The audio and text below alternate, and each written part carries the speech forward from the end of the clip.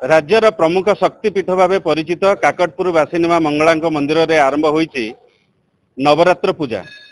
यही पूजा को नहीं सारा मंदिर एक प्रकार भक्तमय हो उठी।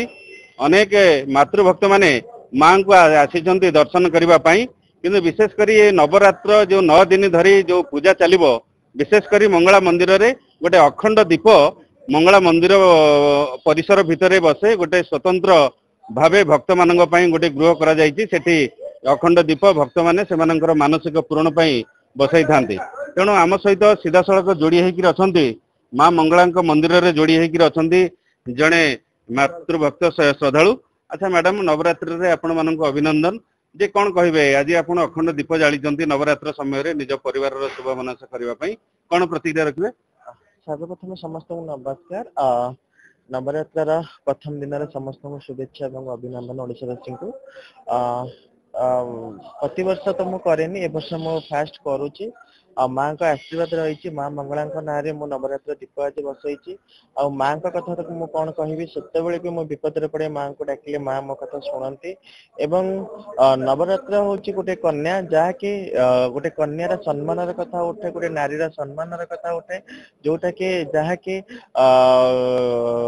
अदुष्ट काल जो माने कि दुष्ट शक्ति रोचंती जो माने कि धरापृष्ठ को माँ दुर्गा आसुथिले एवं महिषासुर को बद्ध करथिले। तेणु करके सही दृष्टि रखिकी आम नवरात्र पालन करुचे एवं नारी के सम्मान दउची। प्रथम कथा होची नवरात्र मुख्य कारण होची नारी के सम्मान दबा एवं नारी से जे कि जे माँ मंगला जे कि जगत को उद्धार करके रखिचंती एवं जगत को उद्धार करूचंती ओडिशावासी को भलरे रखुचंती।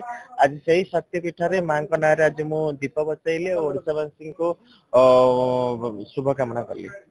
तेणु निश्चिंत भावे से माँ पाखे आज अखंड दीप लगाई मु कैमरा पर्सन कहबी एठी देखेबे किबळे भावे अखंड दीप लगी भक्त मानक पई। अच्छा मैडम कौन कहे आज आपण अखंड दीप लगाई तेणु आपण मैंने देखिपे ये चित्र जेहेतु माँ गोटे स्वतंत्र गृह रे अखंड दीप लगी आपण मैंने देखिपे जो भक्त माने तांकर मानसिक पूरण पई ये अखंड दीप को आनिकी सेवायत मानक समर्पण करिसेंती एवं सेवायत माने अति निष्ठार सहित ये दीप को माने जालुचंती गोटे परिवार मनस्कामना पूर्ण पई। आपण मैंने देखिपे ये मानस कुमार दीक्षित जोड़ी होकर अच्छा आम सहित। अच्छा भाईना कौन कहे माँ पीठरे अखंड दीप लगी आज जेहेतु नवरात्र पूजा आरंभ होती कौन आर नीतिकांति एवं किभଳି भावे भक्त माने मानसिक रखी आपन को समर्पित देइछन्ती? अखंड दीप हूँ स्वतंत्र दीप यह एक संकल्पित दीप जितेबाला माँ षोड़श दिनात्मक पूजा आरंभ हुए से षोड़श पूजार पूजा पंडा माँ को उद्देश्य गोटे दीप प्रज्वलन करे तार अखंड दीप से अखंड दीपटी रीतिनीति स्वतंत्रता सहित माँ के पाखे संकल्पित ही लगे माँ षोड़श पूजा आरंभ हुए। प्रथमतः दीप लगे माँ समस्त नीतिकांति संपन्न होता है।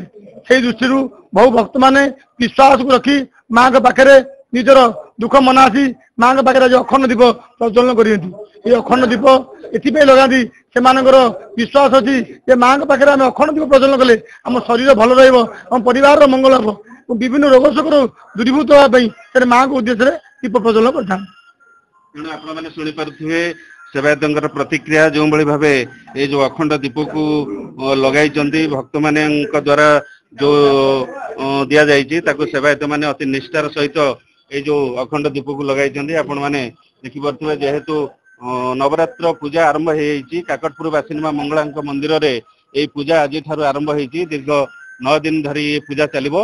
ये जो 9 दिन भितर ये जो विशेष नीतिकांति रही जो अखंड दीप मंदिर परिसर लगे बहु भक्त माने विभिन्न स्तर आसी एठी माँ पाखे अखंड दीप को लगाई था निज परिवार शुभ मनस करने। तेणु से आज मंगला मंदिर लोकारण्य हो उठी जेहेतु नवपत्रिका पूजा आज आरंभ होती माँ स्वतंत्र नीतिकांति सहित आज माँ नालिकली बसरे भक्त मान दर्शन देवे। काकटपुर मंगला मंदिर परिसर निरंजन दास, कनक न्यूज।